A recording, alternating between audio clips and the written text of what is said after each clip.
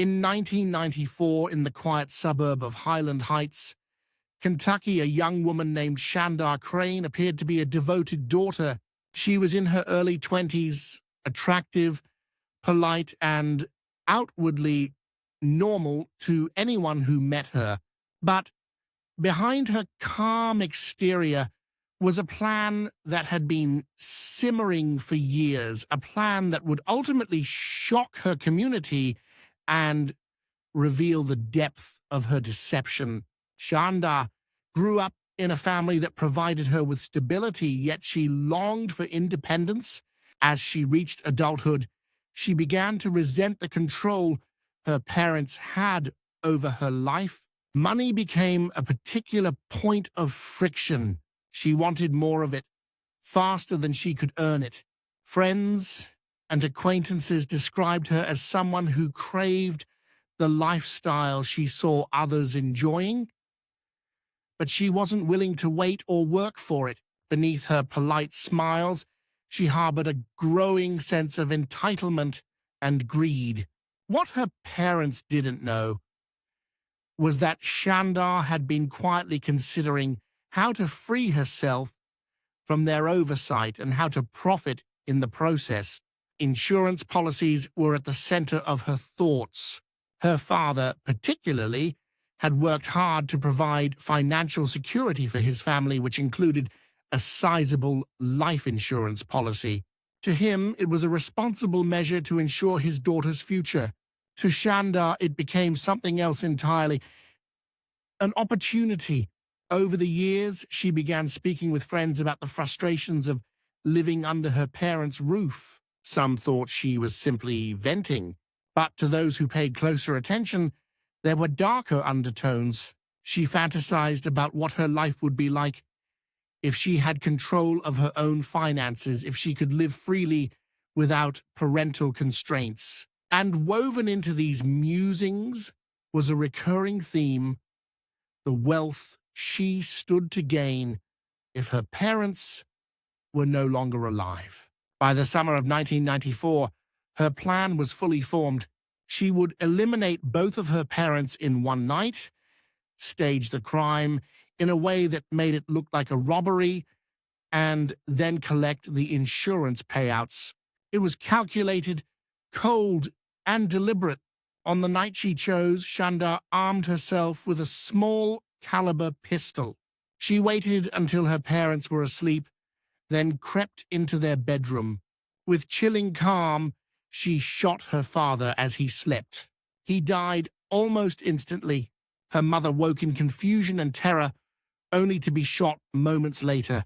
Both were gone within minutes, their lives ended by the very daughter they had worked to protect and support. Afterward, Shanda attempted to stage the scene. She scattered belongings and tried to make it appear as though intruders had broken in. But her efforts were clumsy, and detectives arriving on the scene quickly noted inconsistencies: the lack of forced entry, the selective disarray, and the absence of stolen valuables suggested the crime was not a burglary. And then there was Shanda herself. Her demeanor struck investigators as off. She appeared less grief-stricken than one would expect from someone who had just lost both parents. Instead, she seemed anxious, distracted, as though her mind was elsewhere. As the investigation unfolded, evidence began to point directly to her. Ballistic tests linked the weapon to her possession. Witnesses came forward about her long-standing complaints regarding her parents, but what sealed the case was the discovery of her financial motive. The life insurance policies were substantial, and Shanda was their beneficiary.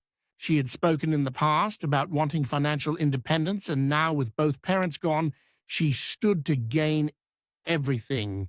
When confronted, Shanda initially denied involvement. She portrayed herself as a victim, insisting that unknown intruders had shattered her life. But under questioning, cracks appeared in her story. Her explanations contradicted physical evidence, and her attempts to mask the crime fell apart. Eventually, the weight of the case became undeniable. She was arrested and charged with the murders of her parents. The trial drew significant attention. The idea that a daughter could plot for years to kill her own parents for money was both incomprehensible and horrifying. Prosecutors laid out her meticulous planning, her financial motive, and her execution of the crime. The jury was left to consider not just the act itself, but the chilling patience with which she had nurtured her plan over time. It wasn't a crime of passion, committed in a moment of rage.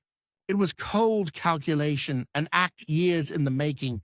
Shandar was convicted of 2 counts of murder and sentenced to life in prison. For her, the dream of independence and wealth ended behind bars. For the community, the case was a wound that would not heal easily. Friends of her parents struggled to reconcile their memories of the family with the brutal reality of what had happened. Neighbors who once waved politely now whispered in shock, trying to understand how such darkness could have taken root in someone they thought they knew. In the aftermath, Shandar's crime became a case study in the dangers of unchecked greed and entitlement. Her parents had loved her, supported her, and provided for her, yet she saw them not as family, but as obstacles. Their lives were reduced, in her mind, to dollar signs and the promise of freedom. The chilling part was not only that she killed them, but that she had envisioned it, planned it, and waited for the moment to arrive. The haunting reflection left behind is one of betrayal.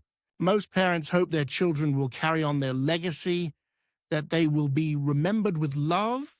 In this case, the legacy was one of violence and greed, a reminder that sometimes the greatest danger comes not from strangers, but from within the walls of a family home.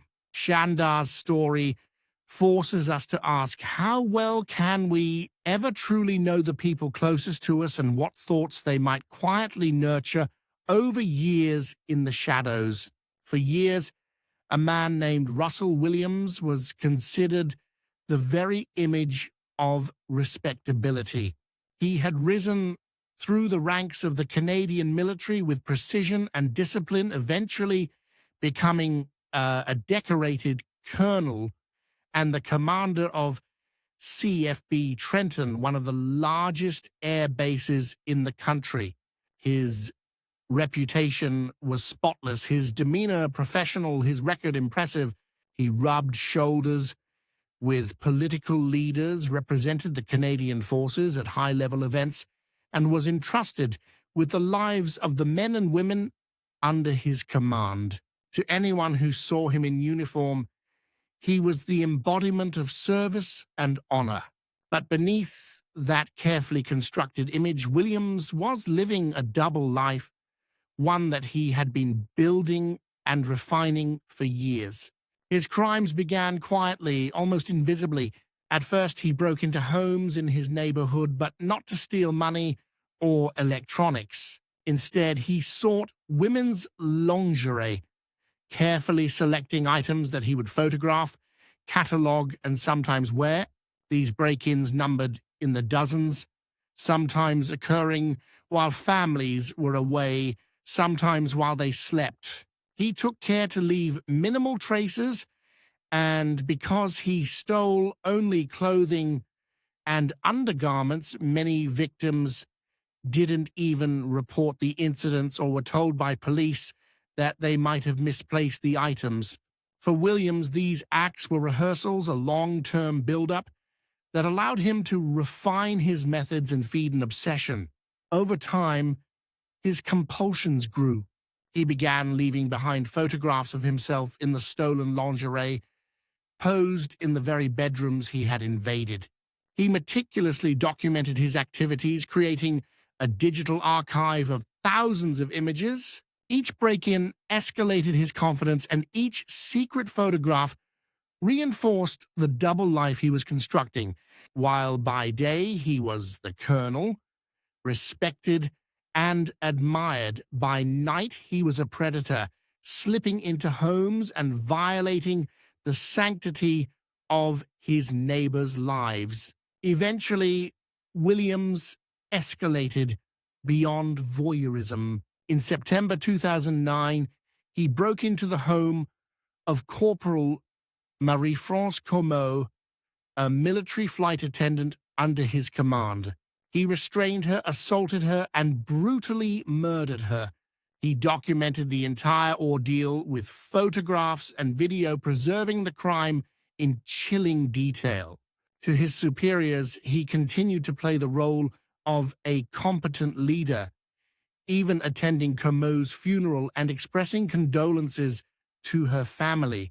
But behind the mask of professionalism, he was carefully concealing the fact that he was her killer.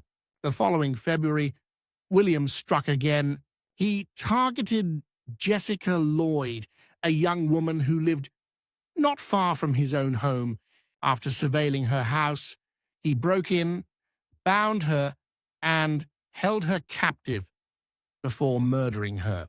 Once again, he documented everything with photographs, feeding his obsession with control and domination. By now, the crimes had escalated far beyond fetish-driven burglaries. Williams was no longer satisfied with intrusion or theft.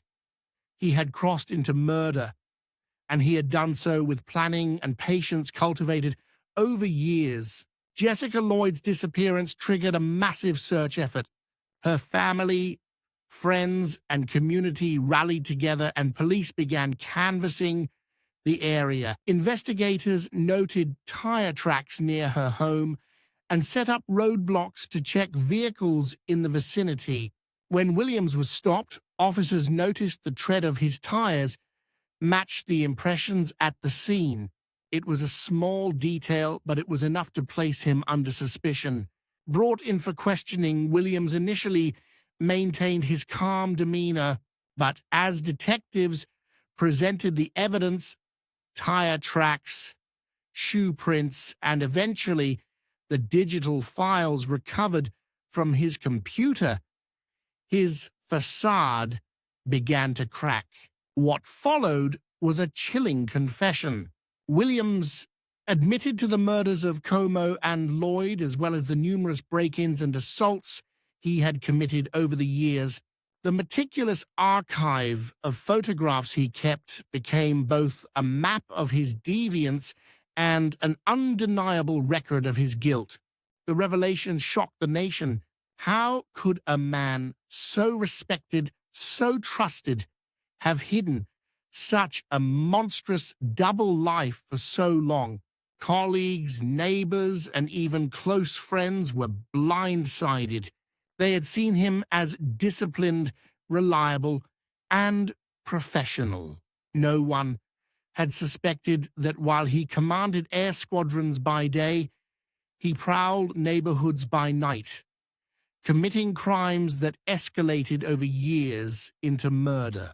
In 2010, Williams was sentenced to life in prison with no possibility of parole for 25 years. The Canadian Forces stripped him of his rank and medals, and his uniform was destroyed in a symbolic act of rejection. For his victims' families, the sentence offered some measure of justice, but it could never erase the horror of what he had done. The aftermath left deep scars. Communities that had once looked to Williams as a symbol of security now reeled from the betrayal. Victims of his burglaries, many of whom had never known they had been targeted, discovered their intimate belongings had been violated and photographed. Families of the murdered struggled to reconcile the brutality of his actions with the fact that their loved one's killer had stood at the highest ranks of the military. The reflection of Russell Williams's story lies in its slow, calculated evolution. He spent years planning, practicing, and refining his crimes, each step leading to something darker. It forces us to confront the terrifying reality that predators can exist in the most trusted of places, hiding behind authority and reputation while quietly building toward unimaginable violence. Williams's story is not only one of murder, but of a life constructed around deception, a chilling reminder that some of the most dangerous individuals are those who patiently perfect their crimes in silence until the mask finally slips. In the summer of 1985, in the small town of Elk Grove, California, a woman named Dorothea Puente was quietly running what appeared to be a modest boarding house. The white two-story home, with its quaint porch and lace curtains, looked ordinary enough to passers-by. Neighbors described Dorothea as kind, grandmotherly, a woman who cooked meals for her tenants and seemed to take in those who had nowhere else to go.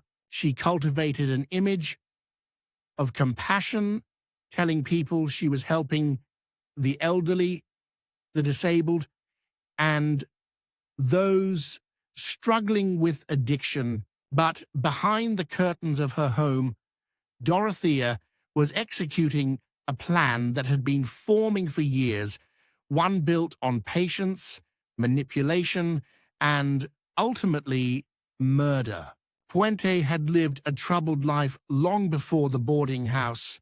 Her childhood was marked by instability, and as an adult, she bounced between petty crimes and failed marriages.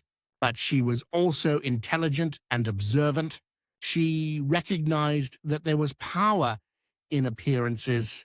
By presenting herself as a caretaker, as someone selflessly dedicated to the vulnerable, she could disguise her darker intentions. Over time, she honed this persona, using it to gain the trust of both her tenants and the social workers who placed them in her home.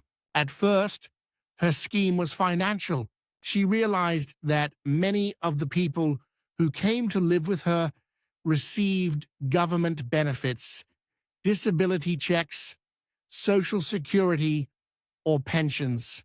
By offering them cheap rent, she ensured those checks came under her control. Tenants would endorse their payments to her, and she would give them a small allowance while pocketing the rest. It was a simple arrangement, and to outsiders it looked like she was providing a vital service. But money alone wasn't enough for Dorothea. Her plan would grow darker.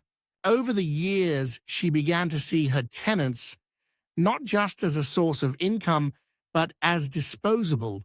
When residents grew suspicious, when they demanded too much, or when she decided she no longer wanted them around, they would simply disappear.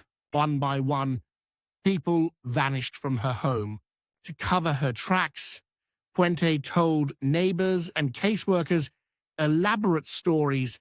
The tenant had moved away, gone to live with relatives, or entered a rehabilitation program. Her calm, grandmotherly demeanor made these explanations believable. Few questioned her because who would suspect a kindly old woman of anything sinister? But in truth, Dorothea was killing them. She poisoned her tenants with cocktails of drugs, rendering them helpless, and then suffocated them. Afterward, she buried the bodies in the yard of her boarding house. For years, the ground beneath her property became a silent graveyard, while she continued collecting benefits from the dead as though they were still alive. She maintained this facade for so long that even when families questioned the whereabouts of their loved ones, authorities found her reassurances credible. Her plan was working until one tenant drew too much attention. In 1988, a man named Alberto Montoya, a developmentally disabled tenant, went missing. His social worker, suspicious of Dorothea's evasive answers, pressed the issue and eventually involved police. When officers visited the house, they noted Dorothea's charm and cooperation, but something felt off. They decided to search the yard. What they unearthed shocked even the most seasoned investigators. Beneath the soil, police uncovered the remains of multiple bodies.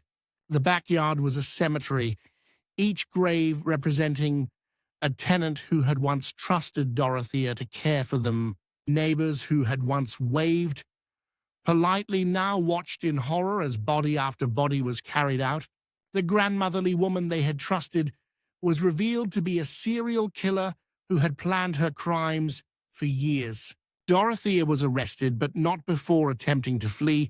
She managed to escape briefly to Los Angeles, where she blended in with the homeless population, using the same skills of deception that had carried her for so long.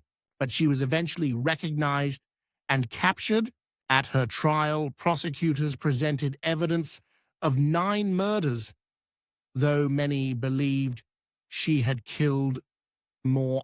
Witnesses testified to her manipulation, her greed, and the cold calculation behind her crimes. In 1993, she was convicted of 3 murders and sentenced to life in prison without the possibility of parole. She maintained her innocence to the end, insisting she was simply a caregiver whose tenants had died of natural causes. But the graves in her backyard told another story. The aftermath left a chilling impression. Families of the victims struggled with the knowledge that their loved ones had been preyed upon by someone they believed was helping them. Neighbors grappled with the fact that they had lived beside a killer for years, never suspecting that the little boarding house was a place of death. Social workers and authorities were forced to confront how they had been deceived, how easily Puente had manipulated the system and everyone around her. The reflection of Dorothea Puente's story is as haunting as it is unsettling. She didn't kill in haste or anger, but with patience and purpose, stretching her crimes over years. She built an entire life around her deception, perfecting the image of a benevolent caretaker while quietly disposing of those who trusted her most. Her crimes remind us that danger does not always come in violent outbursts. Sometimes it comes in the form of a soft voice, a gentle smile, and years of carefully cultivated lies. The question her story leaves behind is disturbing. How many others like her exist, hidden in plain sight, quietly planning and waiting as the world looks the other way? For years, in the American Midwest, a man named Joseph Duncan drifted quietly from place to place, carrying with him a past of violence and secrets that few fully understood. He had been in and out of prison for much of his life, beginning with offenses committed in his teens. His early crimes involved assaults and kidnappings, and though authorities recognized him as dangerous, he managed to slip through the cracks of the system repeatedly. Each time he was released, he returned to society with more resentment, more anger, and a growing desire to carry out something far darker. Duncan was not impulsive. He was patient, methodical, and calculating. Over the years, while incarcerated, he read extensively about crime psychology and ways to manipulate people. He began to imagine scenarios, running them over in his mind, sharpening them like blades. His crimes weren't random explosions of violence. but deliberate steps in a long-term pattern. When he was free, he stalked neighborhoods, studying the families who lived there, assessing routines, waiting for the right opportunities. His entire life became an escalating rehearsal for what he eventually carried out. In 2005, Duncan's years of planning came to a horrifying culmination in Coeur d'Alene, Idaho. He had been watching the Groene family for days, observing their home from a distance. He knew their patterns, the layout of the house, and when they were most vulnerable. On May 16th, he struck. Armed and determined, he entered their home under cover of darkness. He attacked with brutal force, killing the mother, Brenda Groene, her boyfriend, Mark Mackenzie, and her teenage son, Slade. Only 2 young children, Dylan and Shasta, were spared immediate death, but not out of mercy. Duncan took them with him, abducting them into a nightmare that would last weeks. For the community, the discovery of the murders was shocking enough. A family had been slaughtered in their home, and 2 children were missing without a trace. A massive search began, and fear spread across Idaho as parents clutched their children tighter, wondering how such horror could strike in their own neighborhoods. But while investigators scrambled for leads, Duncan was already moving with chilling confidence. He drove the children deep into remote areas, keeping them isolated and under his control. For weeks, he tormented them, documenting their suffering as if the crimes themselves were not enough. Duncan's patience was evident in every step. He evaded detection, moving carefully, choosing secluded areas where he could remain hidden. Law enforcement, despite their efforts, struggled to track him. It was as if he had spent years preparing for exactly this moment, anticipating how to stay one step ahead, and all the while, he maintained his control over the children, prolonging their ordeal. Eventually, Duncan killed Dylan, leaving Shasta as his sole captive. For reasons that remain unclear, perhaps a mix of twisted attachment and arrogance, he did not kill her. Instead, he continued to move with her until one night in July 2005, he made a fatal mistake. He brought Shasta with him into a Denny's restaurant in Coeur d'Alene. A waitress recognized the girl from news reports and immediately alerted authorities. Within hours, police surrounded the restaurant and arrested Duncan without incident. Shasta was rescued, shaken and traumatized, but alive. The investigation that followed revealed the extent of Duncan's crimes. He had not only murdered the Groene family and abducted the children, but he was also linked to other murders and assaults across the country. His computer and journals detailed years of fantasies, plans, and documentation of what he had already carried out. It became clear that his actions were not spontaneous, but the product of long-term obsession and preparation. At his trial, the evidence was overwhelming. Shasta herself bravely testified, recounting the weeks of terror she endured at Duncan's hands. Jurors listened in stunned silence as the prosecution laid out his history, his meticulous planning, and the devastating impact of his crimes. In 2008, Duncan was sentenced to death for the murders of Dylan and the Groene family members. He also received multiple life sentences for his other crimes. In 2021, he died of brain cancer while on federal death row. The aftermath of his crimes left deep wounds. The Groene family was shattered, their home forever marked by violence. The community, once quiet and trusting, now lived with the knowledge that someone could study them for weeks, waiting patiently for the perfect moment to strike. For survivors like Shasta, the trauma would never fully fade at all. She became a living testament to both unimaginable suffering and extraordinary resilience. The haunting reflection of Joseph Duncan's story lies in the way it unfolded over time. His crimes were not the product of sudden rage, but of years of preparation, of a mind consumed by violent fantasies that he carefully nurtured until he acted. It forces us to recognize that some predators spend years in the shadows studying, waiting, and planning their crimes long before they ever strike. Duncan's story is a chilling reminder of how patience, when combined with cruelty, can become one of the most terrifying weapons of all.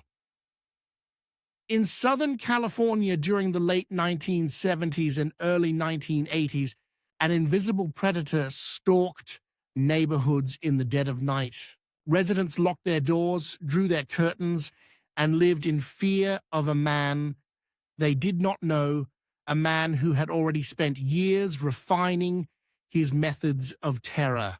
His name, which the public would only learn decades later, was Joseph James D'Angelo, but for the communities he tormented, he was known by different nicknames: the Visalia Ransacker, the East Area Rapist, the Original Night Stalker.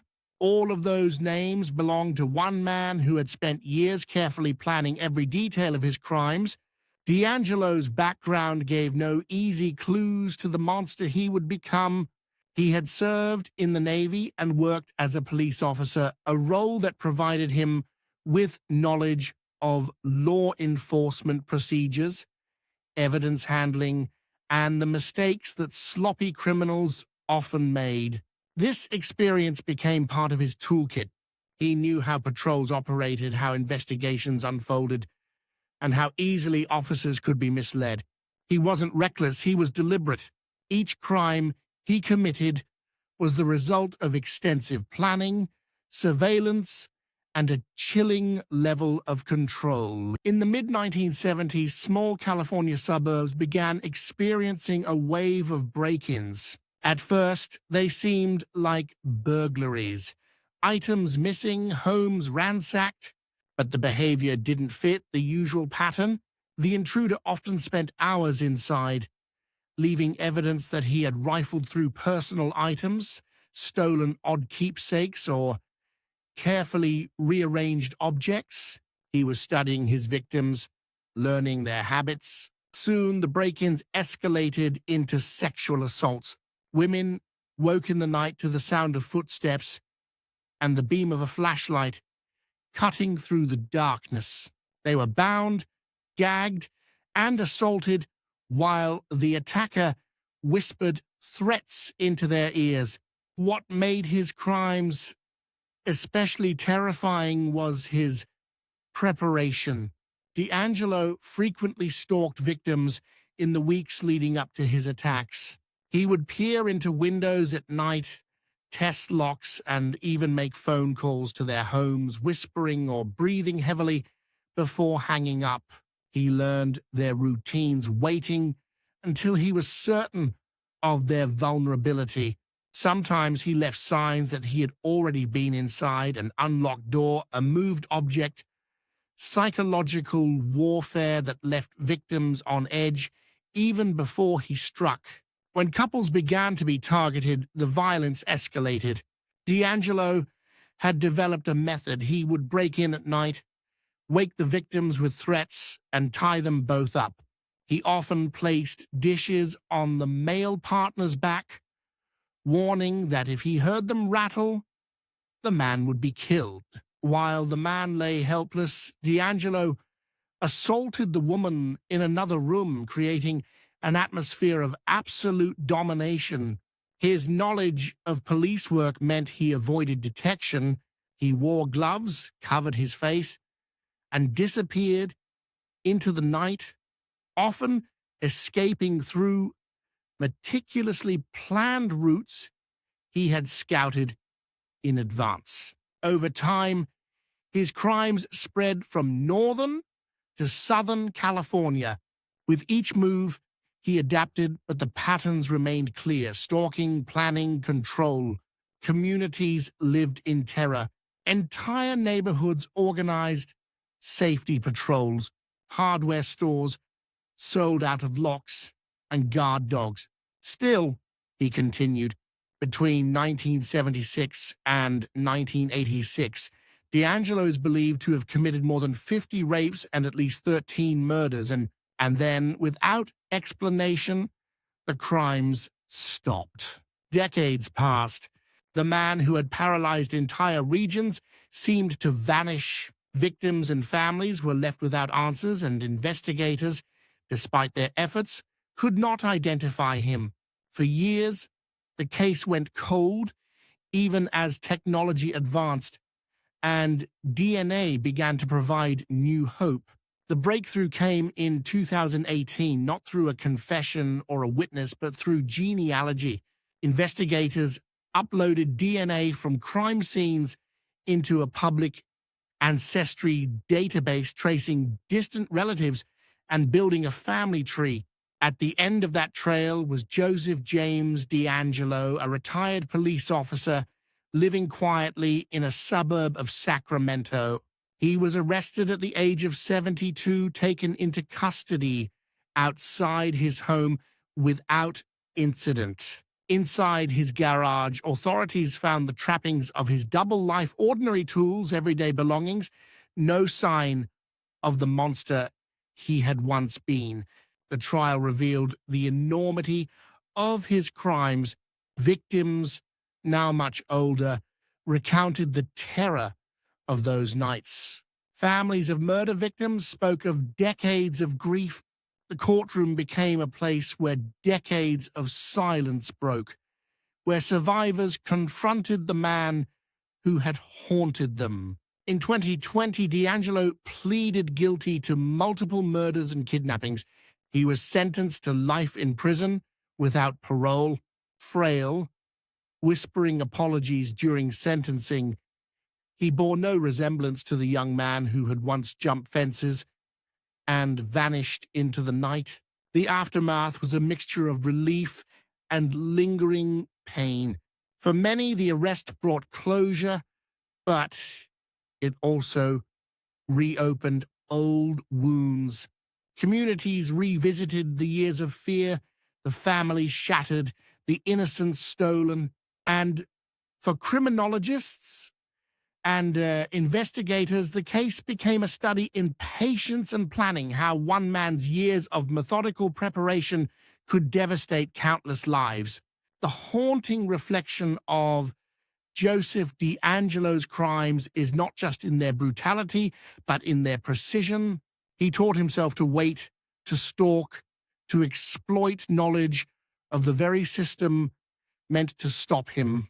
His crimes were not acts of impulse, but the culmination of years of careful, deliberate planning.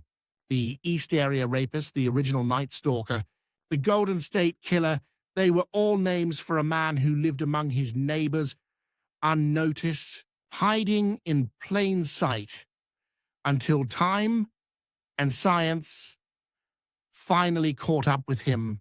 In Kansas during the 1970s, the suburbs of Wichita seemed like a safe and ordinary place to raise a family. But hidden within that quiet landscape was a man who lived two lives. By day, he was Dennis Rader, a husband, father, church council president, and compliance officer for his town. By night, he was something else entirely, an obsessive planner who referred to himself as BTK, bind, torture, kill. For over 3 decades, Rader orchestrated a campaign of terror that was chilling, not just because of his crimes, but because of the years he spent carefully preparing and perfecting them.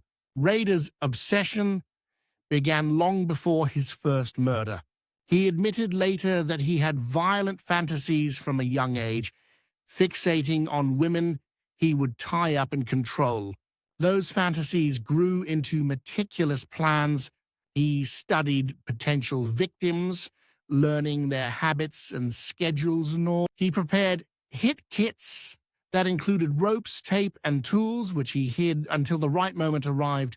He even practiced breaking into homes and escaping without leaving a trace. By the time he killed for the first time, his methods had been rehearsed for years. On January 15, 1974, the Otero family in Wichita became his first known victims. Rader had chosen them carefully.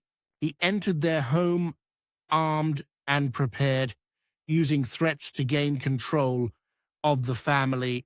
He bound them one by one, savoring the dominance before killing them with a cold efficiency that revealed how much thought he had already put into his actions. 4 lives, Joseph, Julie, and their children, Joseph Jr. and Josephine, were taken in a single morning. The crime stunned Wichita, but for Rader, it was just the beginning. After the Otero murders, Rader's pattern became clearer. He stalked women, sometimes for weeks, watching their homes and routines. He broke into houses, waiting for hours until his chosen victim returned. Each crime was the product of planning so detailed, it resembled military precision. He would cut phone lines, prepare bindings, and map out escape routes. His victims included young women, mothers, and even older women, none of whom knew they were being hunted until it was too late. What made Rader particularly terrifying was not just his crimes, but his hunger for recognition. He wrote letters to the police and local newspapers, taunting them with details only the killer could know.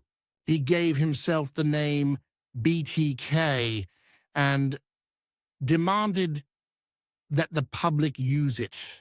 For Rader, the murders were not just about killing. They were about control, both over his victims and over the entire city. His letters revealed his careful planning, his coded messages, and his obsession with leaving a legacy of fear. Despite his arrogance, Rader managed to evade capture for decades. His double life provided the perfect cover. Neighbors saw him as a family man who worked at the local church. Colleagues viewed him as a strict but ordinary compliance officer. No one suspected that behind his ordinary suburban home was a man who spent nights writing in journals, plotting his next crime, and reliving his past murders in disturbing detail. The killings stretched across decades from the mid-1970s into the 1990s, though there were long gaps when Rader appeared dormant, but he was never truly at rest. He was always planning, always fantasizing. In 2004, after years of silence, he resurfaced. Wichita had almost forgotten BTK, but Rader began sending letters again, reigniting the terror. He wanted the attention, the validation, and it was that need for control that eventually led to his downfall. In 2005, Rader sent a floppy disk to a local TV station, certain he had erased all identifying information. Investigators traced the metadata on the disk back to a church computer registered to Dennis Rader. Within days, the seemingly ordinary man who had lived unnoticed among his neighbors was arrested. DNA evidence confirmed his guilt. The trial revealed the full scope of his crimes. Rader coldly described his murders in court, recounting the planning, the stalking, the moments when fantasy became reality. He showed no remorse, only the satisfaction of finally telling his story. He was sentenced to 10 consecutive life terms without the possibility of parole. The community of Wichita was left reeling for over 30 years. BTK had lived among them, attending church, raising children, working a steady job, all while secretly planning and committing murders. The horror was not just in the crimes, but in the deception, in the fact that such evil could hide in plain sight for so long. The haunting reflection of Dennis Rader's story is in the power of planning. His crimes were not spontaneous explosions of violence, but the result of decades of careful thought, preparation, and obsession. He built his life around his fantasies, weaving them into the fabric of his daily existence until no one could see the truth. BTK's legacy is a chilling reminder that sometimes the most ordinary faces hide the darkest secrets, and that the most terrifying monsters are those who spend years waiting, planning, and perfecting their cruelty before they strike.